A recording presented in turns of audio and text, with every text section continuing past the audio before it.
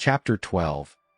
Adelmo found himself in an unusual situation as he waited for Lana to return with a book delivery for a customer. This was the first time he had ever been tasked with such a responsibility, and he couldn't help but wonder what made this particular instance so different. Despite his initial confusion, Adelmo shrugged off his concerns, deciding that it was not worth dwelling on. He figured Lana would be back soon, as indicated by the notes left behind, so he occupied himself by tidying up the store while he waited. As Adelmo went about cleaning, he stumbled upon a book that caught his attention. It seemed oddly familiar, yet he couldn't quite place where he had seen it before. The cover was intriguing, and he found himself drawn to the book, flipping through its pages absent-mindedly. Lost in thought, Adelmo was momentarily distracted from his task of straightening up the shelves. The book seemed to hold a certain allure, and he couldn't shake off the feeling that there was something special about it. Just as Adelmo was engrossed in examining the mysterious book, he suddenly looked up to see Lana making her way back to the store. Her return snapped him out of his reverie, and he quickly set the book aside, eager to resume his duties. Lana's presence brought a sense of normalcy back to the store, and Adelmo felt relieved that she was back. As she approached, he couldn't help but wonder about the book he had found and the strange sense of familiarity it evoked. Despite the momentary distraction, Adelmo was ready to assist Lana with the delivery and get back to the routine of running the store. As Lana stepped through the doors of the store, Adelmo's curiosity got the better of him, and he couldn't help but inquire about the book she was carrying. "So, what book did you need to deliver?" he asked, his eyes gleaming with intrigue. Lana, with a mischievous smile, responded, "Oh, it's a fascinating read on the art of calming and eliminating werewolves." Adelmo's memory failed him as he couldn't recall ever stocking such a peculiar book. However, his curiosity only grew stronger, and he couldn't resist asking Lana about the intended recipient. "Who is this book for?" he inquired, his voice filled with anticipation. Lana, with a hint of excitement in her voice, replied, "It's actually for that gentleman who visited us a few days ago, remember? The one who had an insatiable curiosity about werewolves." Adelmo's curiosity reached its peak, and he couldn't help but probe further. "Do you still have the address?" he asked, his eyes narrowing slightly. Lana, sensing his suspicion, questioned him back, "Why do you need the address?" Adelmo, struggling to find a valid reason, hesitated for a moment before responding, "Well, just in case. It's just strange, isn't it? Someone suddenly showing interest in werewolves and then purchasing a book about them. It all seems a bit fishy, don't you think?"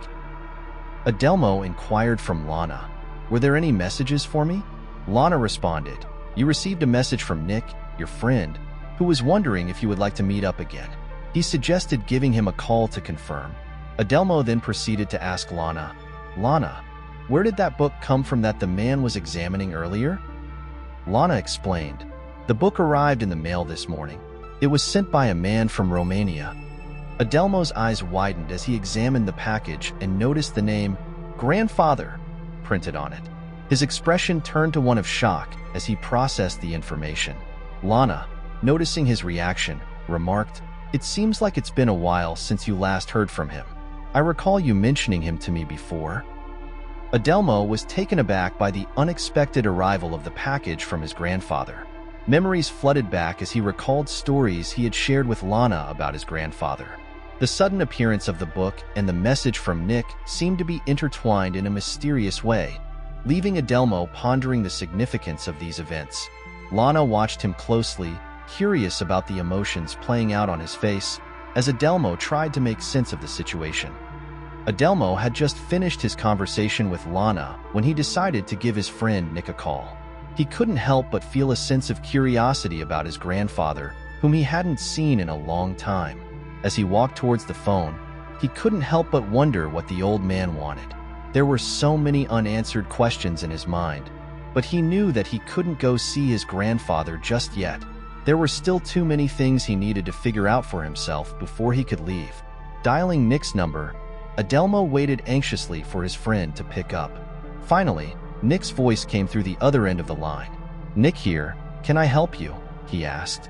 Adelmo wasted no time and replied, "It's me, Adelmo. You called me?" There was a brief pause before Nick responded, "Hey bud, how's it going?"